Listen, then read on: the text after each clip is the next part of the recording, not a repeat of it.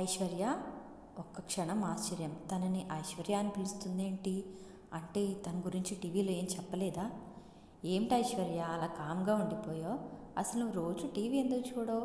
ఢిల్లీలో ఓ అమ్మాయి సెంట్రల్ మినిస్టర్ని కాల్చిపోయి పోలీసులకి చిక్కి వాళ్ళ కస్టడీ నుంచి పారిపోయి వచ్చిందంట. ముంబైలో జరిగిన బాంబు పేలుళ్ల కేసులో ఈ అమ్మాయికి సంబంధం ఉందేమోనని ఆరా తీస్తున్నారు. నీకు ఈ విషయం తెలుసా? ఆ అమ్మాయి ఇక్కడికే, అదే హైదరాబాద్కు వచ్చిందంట. ఊపిరి పీల్చుకుంది మృదువని. అమ్మయ్య, అంటే తన గురించి కాదన్నమాట. మాట్లాడవేంటి ఐశ్వర్య? నాకైతే ఎంత థ్రిల్లింగ్గా ఉందో తెలుసా? ఆ అమ్మాయి నాకే గనుక కనపడితే వెంటనే పట్టుకొని పోలీసులకి అప్పగించేదాన్ని. ఆ అమ్మాయి కనిపిస్తే బాగుండు. ఇంతవరకు క్రిమినల్స్ని దగ్గర నుంచి చూడలేదు నిట్టూరుస్తూ అంది యమున. నవ్వుకుంది మృదువని.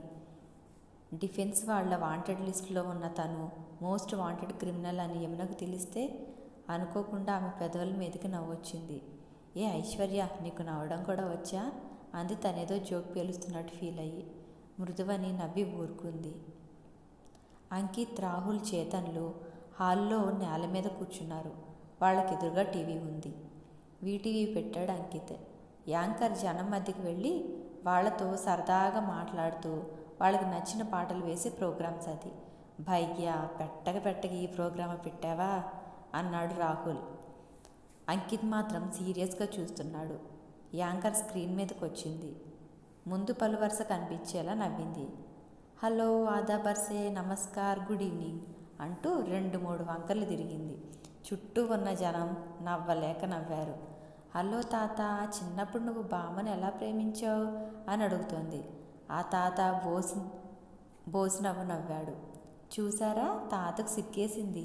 బామ్మతో ఫస్ట్ నైట్ గుర్తొస్తుంది కదూ తాత? నాకు తెలుసు, చిలిపి తాత అంటూ ఆ తాత బుక్కలు గట్టిగా పిండింది. ఆ తాత ఓ తిట్టు తిట్టాడు బొగ్గలు ఊదుకుంటూ. ఆ తర్వాత ఎడిటింగ్లో కట్ అయినట్టుంది. మాడిపోయిన పెసరట్టు ఫేస్ పెట్టి, యాంకర్ అమ్మ, ఇప్పుడు తాత మూడు పాడయింది కాబట్టి తాతకు ఇష్టమైన పాట ఒకటి అంటూ పక్కకి తప్పుకుంది. భయ్యా, ఏమిటి శిక్ష? కట్టే భయ్యా, టీవీ కట్టే, పిచ్చిగా అరిచాడు రాహుల్.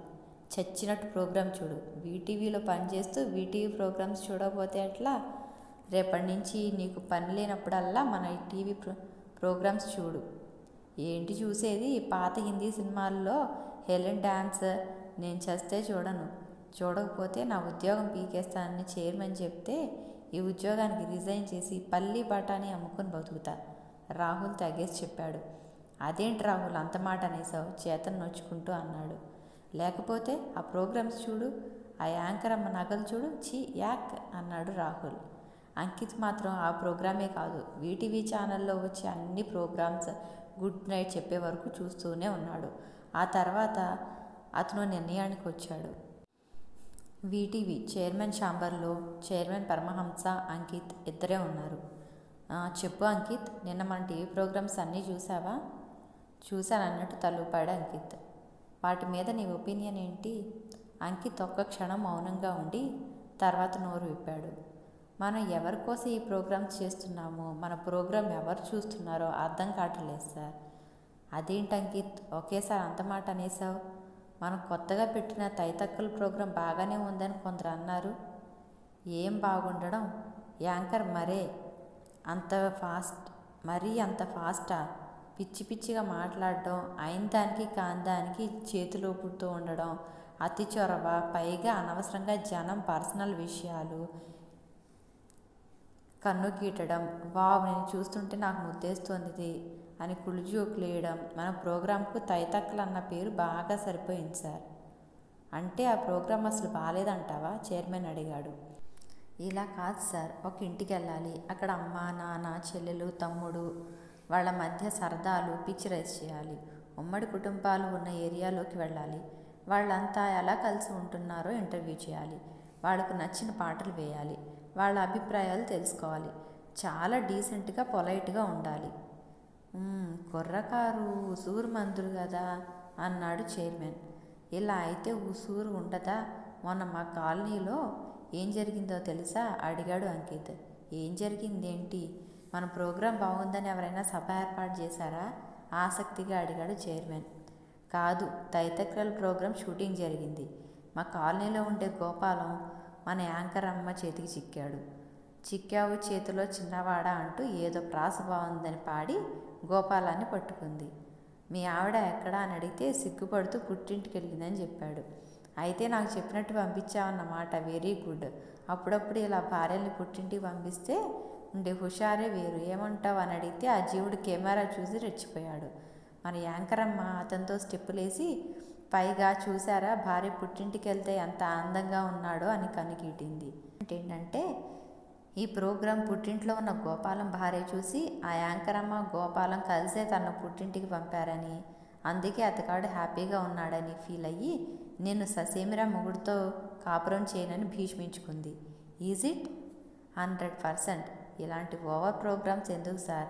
పైగా ఆ ఓవర్ రియాక్షన్ ఒకటి. ఆ యాంకర్ చిన్నప్పుడు స్ప్రింగుల్ మింగు ఉంటుంది, ఒకటే ఊగుతూ ఉంటుంది, మగాళ్ళ భుజాల మీద పడిపోతూ ఉంటుంది. అంత ఓవర్ ఏం బాగుంటుంది?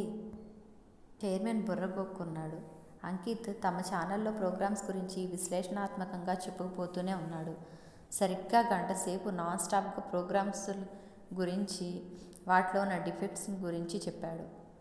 వెరీ గుడ్ మై బాయ్, చాలా చక్కగా అనాలిసిస్ చేశావు. ఒక్కో ప్రోగ్రామ్ని మారుస్తూ పోదాం. అది సరే, మొన్న నువ్వు చేసిన ప్రోగ్రాం చాలా బాగుంది. మన రాహుల్ పర్స్ కొట్టేసి పారిపోతున్నా పట్టించుకొని ఆ శాల్తీని చూసి నవ్వొచ్చింది. చక్కని అవేర్నెస్ ప్రోగ్రాం. కాకపోతే మా ఆవిడే కాస్త చిరుబుర్లాడింది చెప్పాడు చైర్మన్. ఎందుకు సార్? ఆ శాల్తీ మా బామ్మర్దేనయ్యా, మా ఆవిడ కజిన్. వాళ్ళ ఆవిడ టీవీలో మొగుడి నిర్వాహకం చూసి ఉతికి ఆరేసి మరీ అరేంజ్ చేసిందంట మొగుడిని అని నవ్వాడు. అంకిత్ ఇబ్బందిగా కదిలాడు.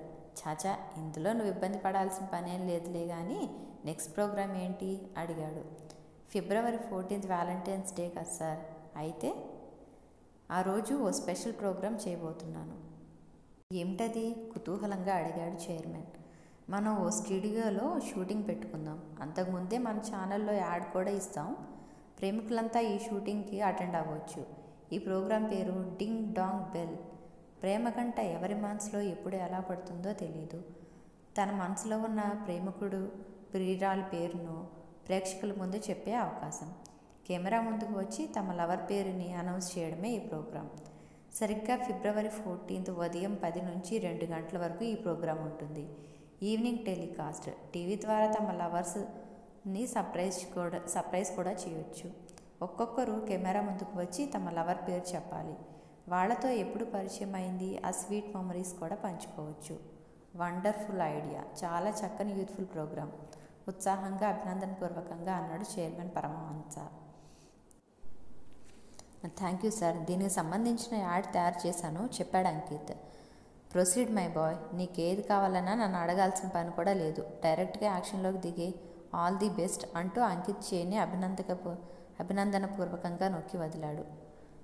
February 13th మృదువని చాలా ఎర్లీగా ఫ్రెష్ అయింది. రోజు ఉదయమే అందరికన్నా ముందు బయటికి వెళ్తోంది. ఈ 2 రోజులు చాలా టెన్షన్గా గడిపింది. రోజు రోజుకు ఆమెలో అనుమానం పెరుగుతూ ఉంది. ఓ పక్క శరణ్య గురించిన ఆందోళన. అప్పటికే శరణ్య తనకు ఫోన్ చేసి 2 రోజులయ్యింది. శరణ్యకు ఏదైనా ప్రమాదం సంభవించిందా? ఆమె మనసు ఏదో కీడును శంకిస్తోంది. రోజు రాత్రి నిద్ర సరిగ్గా పట్టడం లేదు. ఈ మధ్య యమున ఆరా ఎక్కువ అవుతోంది. కావాలని కాకపోయినా ఏదో ఒక కారణంగా తన వివరాలు అడుగుతోంది. యమున నుంచి తప్పించుకోవడానికి ఏ రాత్రి వేళ వస్తోంది హాస్టల్కి. యమున నిద్ర లేవకముందే బయటికి వెళ్ళిపోతుంది. లంచ్ డిన్నర్ కూడా బయటే చేస్తుంది. ఆ రోజు కూడా ఉదయమే బయటకు వచ్చింది. ఉదయం నుంచి సాయంత్రం వరకు ఎక్కడెక్కడో తిరిగింది. ఆమె ఆలోచనలన్నీ శరణ్య మీదే ఉన్నాయి. తన కోసం శరణ్య అంత ఇబ్బంది పడింది. ఆ ఫీలింగే ఆమెలోని బాధను రెట్టింపు చేస్తుంది.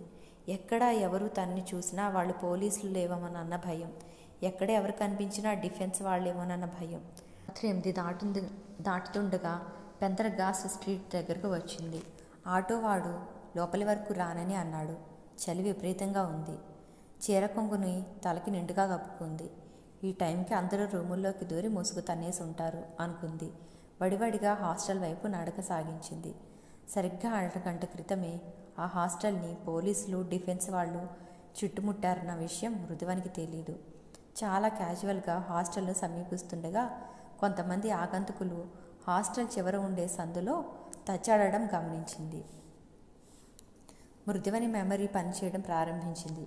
బ్లాక్ షర్ట్ జేబు స్థానంలో క్వశ్చన్ మార్క్ ఎంబ్రాయిడరీ. డిఫెన్స్లో పనిచేసిన ఆమె మెమరీ షార్ప్గా పనిచేస్తుంది. ఆ గుర్తుగల వ్యక్తులు షంషేర్ దాదా దగ్గర పనిచేసే కిరాయి హంతకులు. షంషేర్ దాదా ప్యారలల్ ప్రభుత్వాన్ని నడిపించగల అతి శక్తివంతమైన మాఫియా సామ్రాజ్యపు చీకటి అధిపతి. ప్రభుత్వ అధికారులను నయాను భయాను తన గుప్పెట పెట్టుకుని ప్రభుత్వాన్ని ఇరుకన పెట్టగల వ్యక్తి షంషేర్ దాదా. అటు అధికార పక్ష సభ్యులను ఇటు ప్రతిపక్ష సభ్యులను డబ్బుతోనో బ్లాక్మెయిలింగ్తోనో ఇబ్బంది పెట్టి తన గురించి ఏమాత్రం దుమారం లేకుండా చూసుకోగల సత్తా ఉన్న వ్యక్తి. కిరాయి హంతకుల సైన్యాన్ని మెయింటైన్ చేసే షంషేర్ దాదాతో దిల్ కుదుర్చుకోవాలంటే పెద్ద తలకాయలే దిగి రావాలి. డిఫెన్స్లో పనిచేసే మృదువనికి ఈ వివరాలన్నీ తెలుసు. షంషేర్ దాదా ఏదైనా పనికి పురమాయిస్తే ఆ పని పూర్తయ్యే వరకు బ్లాక్ టీషర్ట్స్తోనే ఉంటారు ఈ కిరాయి హంతకులు. జేబు స్థానంలో క్వశ్చన్ మార్క్ ఉంటుంది. ఇది పోలీస్ శాఖకు కూడా తెలిసిన పచ్చి నిజం. మృదువని శరీరం అంతా ఒక్కసారిగా చల్లబడిపోయింది. అంటే తనని చంపమని డిఫెన్స్ చీఫ్ షంషేర్ దాదాని అర్థించాడా? తన కోసం కిరాయి హంతకులు బయలుదేరారా? ఓ పక్క పోలీసులు, మరో పక్క డిఫెన్స్, ఇంకో పక్కన షంషేర్ దాదా మనుషులు. తను విషవలయంలో కూరుకుపోయిందా? ఆమె మెదడు చురుగ్గా పనిచేసింది. ముందు తను ఇక్కడి నుంచి బయటపడాలి. ఆ ఆలోచన రావడంతోనే మృదువని నిశ్శబ్దంగా వెనుతిరిగింది. వర్కింగ్ ఉమెన్ హాస్టల్లో కలకలం చెలరేగింది. అందరూ డైనింగ్ హాల్లో కూర్చొని డిన్నర్ తీసుకుంటున్నారు. సరిగ్గా అప్పుడే హాస్టల్ ప్రెమిసెస్లోకి పోలీస్ జీప్లు, డిఫెన్స్ వెహికల్స్ వచ్చి ఆగాయి. హాస్టల్ వార్డెన్ కంగారుగా బయటకు వచ్చింది. పోలీసులను చూసి షాక్ అయింది. ఏంటి సార్ అంటూ అడిగింది. మీ హాస్టల్లో కొత్తగా ఏ అమ్మాయినా వచ్చిందా? అడిగాడో డిఫెన్స్ అధికారి కరుగ్గా.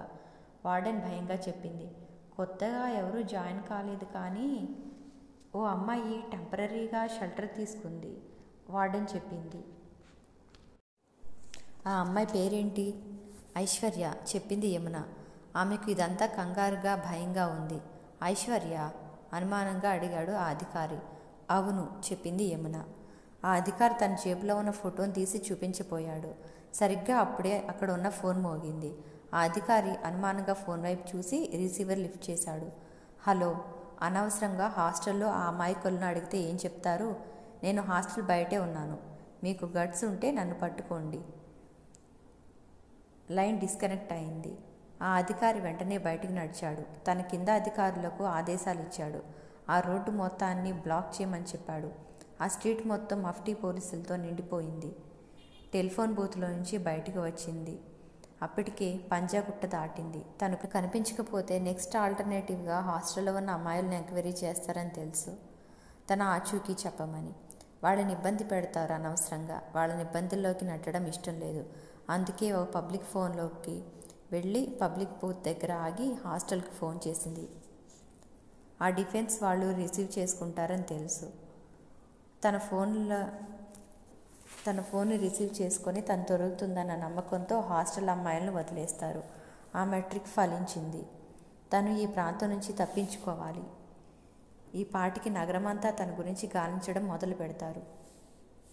ఓవైపు పోలీసులు, మరోవైపు డిఫెన్స్, ఇంకోవైపు శంకర్ దాదా మనుషులు. ఆ ప్రమాదకరమైన మనుషుల బారి నుంచి తను ఎలా తప్పించుకోగలదు? అయిపోయింది. తనకున్న ఒక్కగానొక్క షెల్టర్ కూడా లేకుండా పోయింది. పంజాగుట్ట నుంచి ఖైరతాబాద్ వైపు వెళ్తోంది. ఫ్లైఓవర్ మీదుగా ఆమె ఎక్కిన ఆటో వెళ్తోంది. ఫ్లైఓవర్ నుంచి చివర ఓ పోలీస్ జీపు ఆగి ఉంది. దూరం నుంచే గమనించింది మృదువని. ఆటో ఒక్కసారి ఆపు అంది. ఏంటి మేడం? అడిగాడు ఆటో ఆపి. ఒక్కసారి వెనక్కి వెళ్ళాలి, సెల్ మర్చిపోయాను, పంజాగుట్టకు పోని అంది. ఇది వన్ వే మేడం, ముందుకు వెళ్ళి ఫ్లైఓవర్ చివరి నుంచి టర్న్ తీసుకోవాలి. అంత దూరమా? వద్దులే, నేను రోడ్డు క్రాస్ చేసి వెళ్తాను అంటూ అతనికి డబ్బులు ఇచ్చి ఆటో దిగి రోడ్డు క్రాస్ చేసి మరో ఆటో ఎక్కింది. ఏమైంది? అటువైపు హడావిడిగా ఉంది అడిగింది మృదువని ఆటో అతన్ని. ఎవరో ఓ టెర్రరిస్ట్ పారిపోయి వచ్చిందంట. మీకు తెలుసా మేడం? టెర్రరిస్ట్ అంటే మగాడు కాదు, 25 ఏళ్ల అమ్మాయి అంట. అన్ని వెహికల్స్ ఆపి చెక్ చేస్తున్నారు చెప్పాడు ఆటో వాళ్ళ. అలాగా అంది. తను ఊహించింది కరెక్టే అనుకుంది మృదువని. పంజాగుట్ట దగ్గర ఆటో దిగింది. ఇప్పుడు ఆమెకి ఎక్కడెళ్ళాలో తోచలేదు. అప్పటికి రోడ్డు మీద జనం పలచపడ్డారు. చలిపులి పారిన పడకుండా త్వరగా ఇళ్లలోకి వెళ్ళిపోతున్నారు. రాత్రి 9 దాటింది. ఈ రాత్రి ఎక్కడ తలదాల్చుకోవాలి? ఏదైనా హోటల్లో ఈ రాత్రి స్టే చేస్తే అది చాలా ప్రమాదకరం. హోటల్స్ను ఖచ్చితంగా చెక్ చేస్తారు. పార్కుల్లో జనం ఎక్కువగా ఉండరు. ఈజీగా తన్ని ఐడెంటిఫై చేయొచ్చు. తనకు ఉన్న ఒకే ఒక పరిష్కారం రైల్వే స్టేషన్. ఖచ్చితంగా రైల్వే స్టేషన్లో కూడా నిఘా ఉంటుందని తెలుసు. అయినా అంతకు మించి మార్గం లేదు. ప్రయాణికుల మధ్య తను కొంతలో కొంత సేఫ్గా ఉండొచ్చు. ముఖ్యంగా శంషేర్ దాదా మనుషుల నుంచి కొంత సురక్షితంగా ఉండొచ్చు. తనిప్పుడు జాగ్రత్తగా ఆచితూచి అడుగు వేయాలి. ఆమె ఒక నిర్ణయానికి వచ్చింది. ఈ రాత్రి రైల్వే స్టేషన్లో గడపాలి.